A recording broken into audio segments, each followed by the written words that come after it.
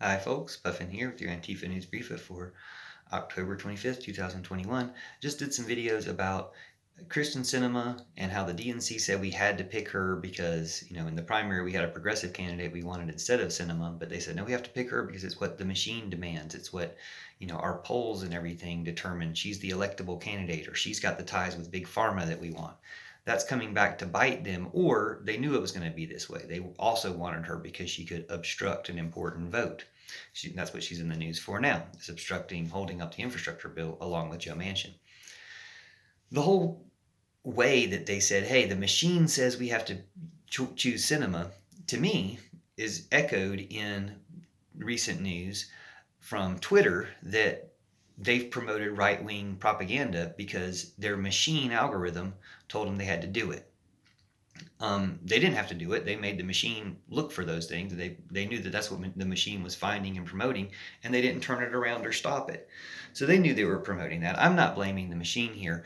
I'm blaming the people who programmed the machine, or I'm not blaming, the way politics are. I'm blaming the DNC for accepting politics are that way or making them that way instead of making them another way or crafting them another way. Say, we don't need to do the things that please Big Pharma.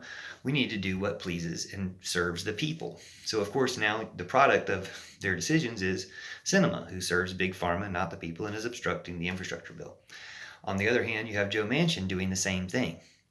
I personally believe you need to nationalize Pfizer at this point, if you can, because Pfizer is doing some crazy deals, but more videos on that. But just as a representative of the pharmaceutical and insurance and healthcare industry, we need to nationalize all of that. Same with the coal industry, the energy industry. The whole holdup in West Virginia from Joe Manchin is that he owns all these coal plants.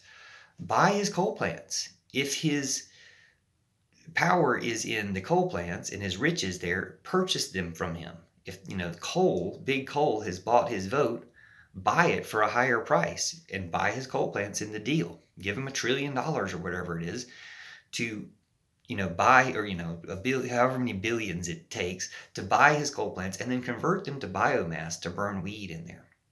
The thing is, you probably can't buy them at any price, even like a ridiculous price, because he's not in it for the money, he's just in it for the power.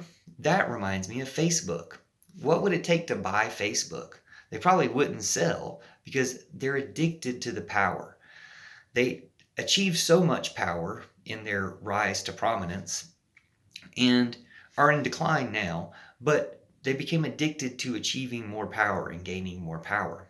And they need to be nationalized, and Zuckerberg needs to be arrested for his role in promoting Trump and all the Trumpy lies, both about the election and about the virus, the Trump virus, and spreading Trump virus genocide. But and then when you nationalize it, every country should run their own. That would be a really good faith gesture to the entire world. Hey, every country, run your own Facebook and profit from it or whatever. But we nationalized it because it had gone evil. But the thing is, you can't just buy it because they want the power. So can you buy Manchin? Probably. You can probably buy his coal power plants for enough money that he'll say, okay, now I don't have that interest anymore. Go ahead and go green. We need to do that anyway to save the earth. Like, that's more important than some money. But we can figure that out. There's enough money in the deal to make that happen. To me, the danger is people that, can't even be bought because they're too addicted to that power. That's going to have its own downfall in a way. It's going to take a lot of people down on the way. We need to go ahead and shut it down ourselves to do it in the safest way. They're safer in jail because once people find out all the stuff they've done, you're just going to have people really mad at them. So let's shut it down and let's buy those votes and let's change the machine. So if the machine tells us we have to have cinemas and this machine tells us we have to have right-wing hate speech, let's say no. Let's turn that machine off and turn this machine on instead. Or let's change that machine to, instead of right-wing hate speech, it's looking for left-wing love speech. And we can do it. Once they flip that switch, once the right message gets out instead of the wrong message, we save the world. We've been looking for that in the promise of the internet this whole time. Now we can finally realize it. So thanks for watching, sharing, commenting, helping make this happen. Use my hashtag Pillow Revolution. That's one, because we can do this type of stuff from our beds. We don't have to be in dangerous situations to push the change that we need with the technology we have. We just have to be able to use that technology. Same with the political system. We need to be able to use democracy and have democracy, not the corrupted version they have to protect their evil system. We've got to cut out white supremacy, racism, poverty, and war from all this, and we solve it all. Thanks for watching. See you soon.